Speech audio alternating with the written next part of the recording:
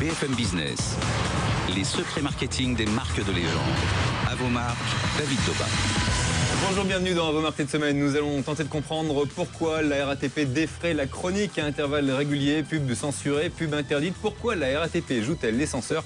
C'est le dossier de la semaine. Par la suite, dans le bloc-notes, on viendra sur l'affaire de la semaine. Polnareff réclame 1 million d'euros à CTLM. Qu'on se le dise, il n'y a que Polnareff qui fait du Polnareff. Enfin, la saga de la semaine, vous la connaissez forcément. Elle sera consacrée à une banque en ligne, la leader mondiale d'ailleurs du secteur. Nous retracerons avec son président la saga ING. Voilà, vous savez tout ou presque, et surtout vous connaissez la formule. Alors si vous êtes prêts, à vos marques, c'est parti. Dans quelques instants, vous découvrirez également comment Transavia compte désormais vendre ses billets d'avion. Et oui, ce sera dans des paquets de chips notamment. Tout cela sera juste après le journal de la semaine, un journal signé cette semaine, Aurélie Planex. Dans l'actualité cette semaine, le nouveau film destiné à vanter les mérites de la marque Finlay. Comme attendu, Omar Sy, filmé par le duo Nakache-Toledano, reprend son rôle d'ambassadeur et continue de tester l'expérience des éventuels consommateurs. Vous savez, pour boire Finlay, il faut un minimum d'expérience. Et un petit test avant. Ah bon? Oui. Vous préférez être un bon amant ou avoir beaucoup de mémoire? Honnêtement, je m'en souviens plus. Pas mal, je valide. Par rapport à la mémoire, je suis pas... J'ai compris. Mais par rapport au truc que vous avez dit... J'ai compris. Dont je me souviens plus. J'ai compris. Vu que la mémoire... Oui, c'est validé, c'est validé. Hop, hop, hop. Oui. Bonsoir. Bonsoir. Vous êtes qui? Je ne sais pas. Je me rappelle pas. Un film dans la ligne du premier, peut-être un peu trop policé et qui manque de fantaisie. Ah, bonsoir, ça va? Je me rappelle plus. Dans l'actualité également, le gros coup signé Renault. Le constructeur s'est offert les services de l'acteur incontournable du moment, Kevin Spacey. Celui qui est actuellement sur tous les écrans du monde dans la peau de Frank Underwood vante les mérites du Nouvel Espace, un film très second degré, mais très réussi, imaginé par Publicis, au cours duquel, durant plus d'une minute, l'acteur au volant d'un Renault Espace revient sur les différentes étapes de sa carrière, d'American Beauty à House of Cards, en passant par Usual Suspects. On retiendra également de cette semaine un nouveau venu dans la famille MAF. Je vous présente le professeur Mafibus. Il a d'incroyables idées pour que nos clients ne se prennent pas la tête. Un professeur tout droit sorti de l'imagination de Jean-Michel Ribes, destiné à annoncer le lancement de l'application MAF et moi. Le dispositif télé est enrichi par 4 films web diffusés sur le site de l'assureur. Nous, à la MAF, nous devons d'être à la pointe du progrès. Sur MAF.fr ou sur smartphone, nos clients peuvent déclarer un sinistre auto. Télécharger une attestation habitation. Souscrire de nouvelles garanties. Simuler un remboursement santé, etc., etc. Alors nos clients, on ne les verra plus. C'est fini. Mais non, Nathalie. Bien sûr, il faut vivre avec son temps. Et le contact humain reste essentiel pour la MAF. Et puis dans l'actualité également, la naissance d'une nouvelle mascotte. Joko, c'est son petit nom, devient le nouveau visage de la marque Joker, créée par les concepteurs des marionnettes du Muppet Show. Elle permet d'incarner la marque en la rendant particulièrement sympathique. Une mascotte qui ne devrait pas manquer de faire des émules chez les enfants. Les infos essentielles du petit monde de la com, c'est chaque dimanche sur BFM Business dans À vos marques. BFM Business, à vos marques, le bloc-notes. Et pour le feuilleter, ce bloc-notes, ils sont 3 autour de la table, comme chaque semaine, à commencer par Franck Tapiro. Bonjour Franck. Bonjour David. Bonjour. Le président de l'agence Émissaire Droit. Bonjour Valérie Potin. Bonjour David. Comme chaque semaine également, toujours rédacteur en chef des marques à la loupe. Bonjour. Et notre invité témoin de la semaine s'appelle Laurent Alias. Bonjour Laurent. Bonjour Vous David. êtes le créateur d'une agence qui s'appelle Josiane et également des Chatons d'Or. On en parlera dans quelques temps sur BFM Business dans À vos marques. Messieurs, on va débuter par l'affaire de la semaine. Cette affaire, tous les médias en ont parlé. Polnareff a visiblement des impôts à payer. Il réclame 1 million d'euros à CTLM. Il se trouve ridicule dans la pub CTLM, rappelez-vous. Mais qu'est-ce que vous faites? On change l'allée du garage en Hollywood Boulevard. On va mettre nos empreintes comme des stars. Des stars de quoi? Tu nous prends en photo? Oui. J'appuie où? T'as oublié le cash. Oh, j'ai oublié le cash. Je m'enfonce là. C'est où j'appuie déjà? Mais c'est dingue, je suis coincé. Un projet mal préparé, c'est souvent des problèmes à l'arrivée. Avec le prêt réservé CTLM, vous avez 6 mois pour mieux préparer votre projet. CTLM, le crédit responsable. Bon, on a souvent dit ici tout le bien qu'on pensait de cette saga des sosies CTLM. Laurent Alias, on va commencer par vous. Que pensez de ce coup de gueule de Polnareff? Certains disent oui, c'est normal, d'autres disent c'est un peu ridicule. C'est, à mon avis, d'autant plus ridicule que ça arrive quand même au bout de quasiment 10 ans de saga. Et je crois que c'est 8 ans. C'est vrai qu'on peut se poser la question pourquoi il se réveille que maintenant? Est-ce qu'il a besoin d'argent?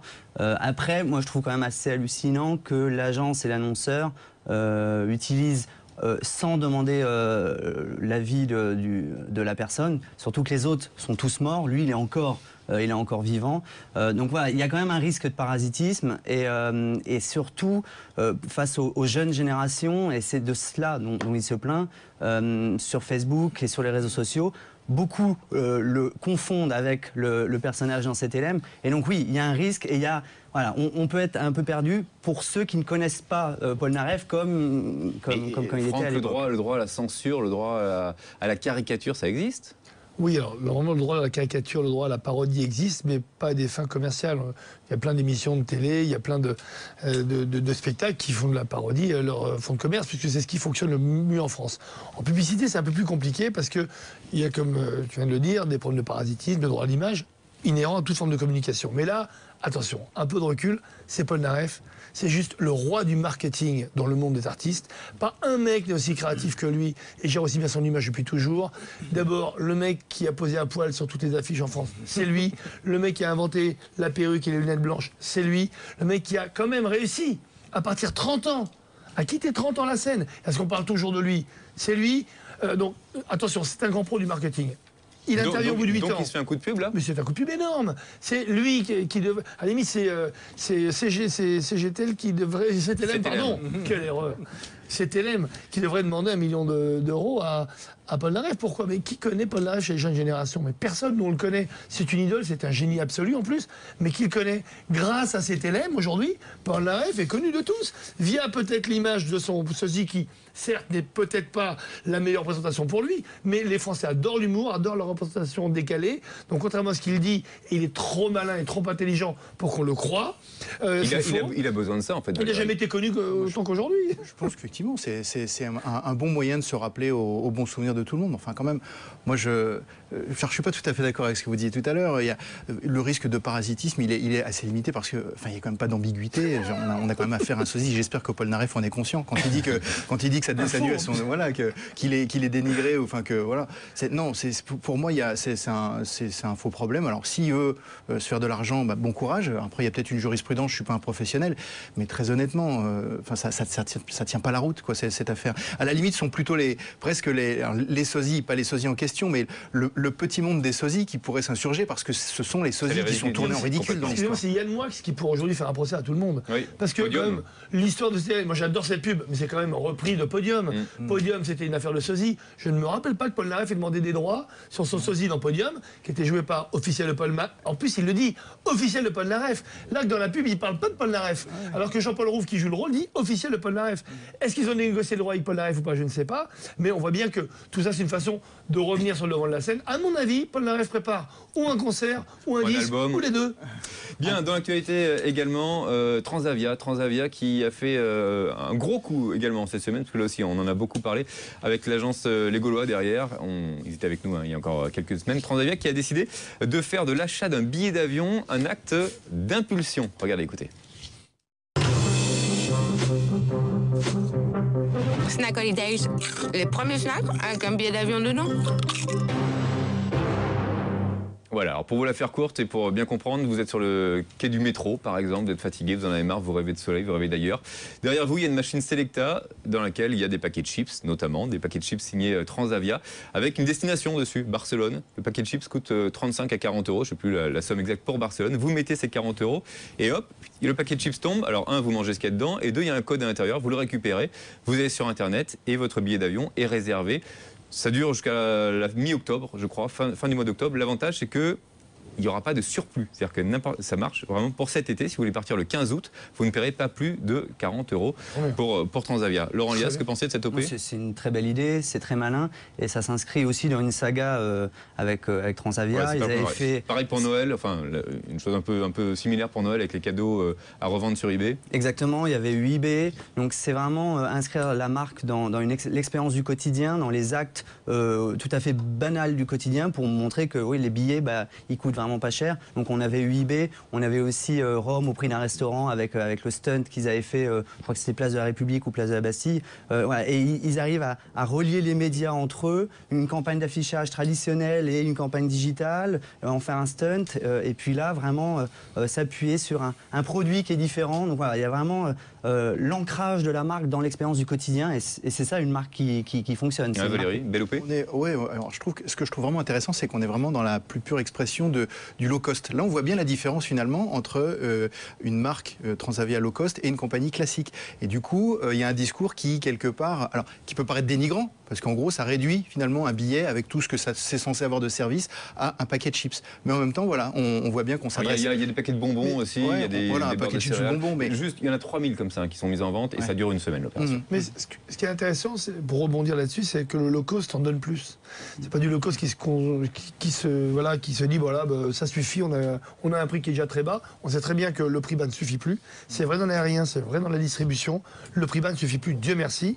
Il faut ramener un peu plus pour moins. Et je pense que le côté value for money, de la valeur pour l'argent, on le voit, même si c'est un paquet de chips, mais le côté dérisoire, mais qui vient vous surprendre à un moment où vous ne vous y attendez pas, sur un quai de gare, qui vous permet d'accéder à un billet d'avion, pour moi c'est la valeur ajoutée. Et non seulement ça vous coûte pas cher, mais dans votre tête la valeur est supérieure. Donc encore une fois, on parle de la valeur, pas du prix. Allez, dans l'actu également, rapidement s'il vous plaît, parce qu'on est pris par le temps, la fin d'une saga... On va parler plus vite. Je vais être très honnête, c'est pas pour me déplaire, la fin de la saga Orangina avec les hommes animaux, changement d'agence en l'occurrence pour Orangina qui quitte Fred et Farid. Rappelez-vous rapidement là, ces animaux hybrides un peu particuliers.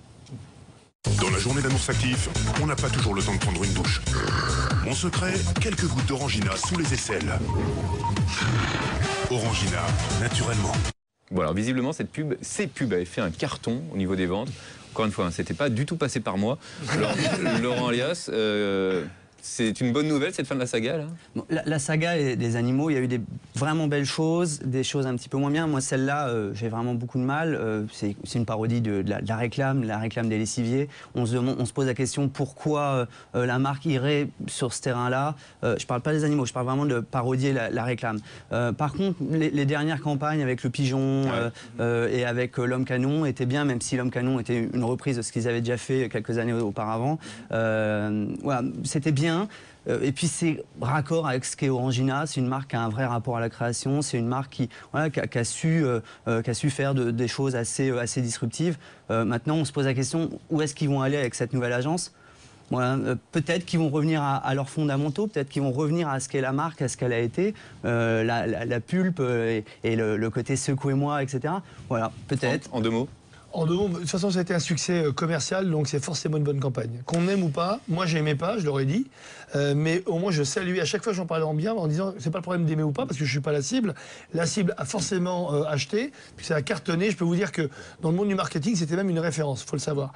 Maintenant, le retour, on parlait d'ADN, on parle de l'ADN de la marque, le retour d'Orangina aujourd'hui, c'est pas seulement la pulpe, c'est secouer la pulpe. N'oublions pas qu'Orangina était un produit raté, qui était abandonné, et c'est un publicitaire, comme quoi il servent à autre chose parfois qu'à faire que des campagnes, qui a donné l'idée de secouer la pulpe pour en faire un vrai produit. Donc encore une fois, en revenant à l'ADN, ils ne peuvent pas se tromper. Bon messieurs, comme chaque semaine, j'ai évidemment été faire un tour dans le grenier également d'Avomark. Je propose une petite pub, rappelez-vous si je vous dis carte Kiwi, ça vous parle? Ah oui, avec voilà, la carte Kiwi SNCF. Kiwi, on paye moitié prix bien sûr. Voici la carte Kiwi, nos billets moitié prix. Moitié prix, c'est pas possible. Mais si, c'est possible avec la carte Kiwi, l'enfant de moins de 16 ans. Et ceux qui l'accompagnent jusqu'à 4 personnes payent tous moitié prix. Un enfant, une carte Kiwi, et on voyage à moitié prix. Et ouais, SNCF, c'est possible, c'était possible en l'occurrence, absolument. Ouais. Vous restez avec nous dans un instant. Avomark se poursuit, auparavant, on trouve Anthony Babkin. Cette semaine, nous revenons sur le bad buzz provoqué par le Café Rubens. 50 centimes, c'est le prix qu'aurait dû payer Gilles d'Antoniers pour avoir demandé à faire réchauffer le biberon de son enfant dans cette brasserie de Louvain en Belgique. En apparence, un petit prix, mais le montant n'a pas plu du tout à cette jeune maman. Sur l'addition, outre le prix des consommations, le gérant affichait 50 centimes pour l'électricité. C'est sur les réseaux sociaux que la cliente va exprimer son mécontentement en publiant la facture du commerçant sur Twitter et le hashtag Café Rubens. Scandalisée, en l'espace de 24 heures, la twittosphère va relayer 1550 fois le message, un chiffre exceptionnellement élevé face au montant du préjudice. Comme à leur habitude, un certain nombre d'internautes vont s'adonner à des détournements très humoristiques, en détournant par exemple l'image du rappeur américain 50 Cent. De son côté, le fournisseur d'énergie Essent ira même jusqu'à créer un visuel humoristique destiné à montrer que 50 centimes auraient en réalité permis de chauffer 555 fois le biberon. Au final, l'établissement aura payé sa maladresse au prix de sa réputation numérique. Et il y a dorénavant peu de chances qu'il devienne la brasserie préférée des mamans. BFM Business, à vos marques. Bad Buzz. Anthony Babkin, responsable social media chez TBWA Corporate. Allez, dans un instant, on parle de la RATP. Là également, j'ai retrouvé ça dans le grenier. Il y a Richard Gottener derrière tout ça. Ah. Le ticket chic, le ticket choc. Ticket ticket toc, tic tac toc. Ticket ticket toc, ticket ticket ticket toc, ticket tac ticket toc. T'as le ticket stop. Démarquez-vous. Prenez la deuxième voiture. Et voilà cette pub donc pour la RATP. La RATP, on en parle justement dans un instant. On essaiera de comprendre pourquoi la RATP joue assez régulièrement les censeurs. A tout de suite. Mardi, sur BFM Business Télévision, c'est Start-up qui invente un nouveau monde. Un documentaire inédit. Et on continue notre tour du monde des start-up innovantes ici, à Barcelone. Un voyage autour de la planète à la rencontre des femmes et des hommes qui veulent changer le monde. Le vrai enjeu, c'est la consommation énergétique. C'est Start-up qui invente un nouveau monde. Mardi à 21h, uniquement sur BFM Business Télévision. BFM Business Télévision. C'est Start-up qui invente un nouveau monde avec BNP Paribas. BNP Paribas, la banque d'un monde qui change.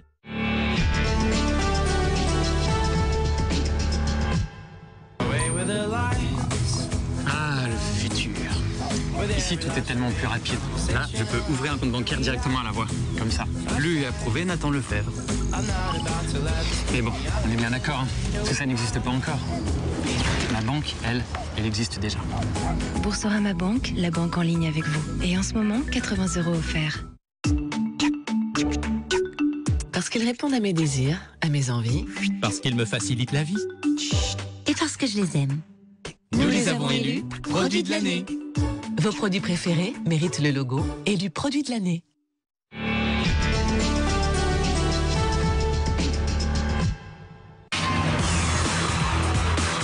BFM Business, les secrets marketing des marques de légende.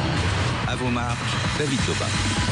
À vos marques, toujours en compagnie de Franck Tapiro, toujours en compagnie de Valérie Potin et toujours également en compagnie cette semaine de notre invité Fil Rouge, Laurent Alias, donc le fondateur de l'agence Josiane. Messieurs, on va s'intéresser à la RATP. Pourquoi ? Bien parce qu'on vous en parlait la semaine dernière, hein. La RATP n'a pas voulu faire figurer sur l'affiche du concert pour les prêtres la mention donc pour les chrétiens d'Orient. Ça n'est pas la première fois que la RATP joue les censeurs. On se rappelle de l'album du chanteur 16 notamment qui a mis une femme dans un chariot de supermarché. On se rappelle de Dao qui était à côté d'une femme avec la poitrine un petit peu dénudée. Là aussi censure. On se rappelle de la pipe de Jacques Tati, de la clope de Gainsbourg. On se rappelle également de l'affiche des saisons du plaisir. Bref, la liste est longue. Laurent Alias, qu'est-ce qui justifie cette censure de la RATP ?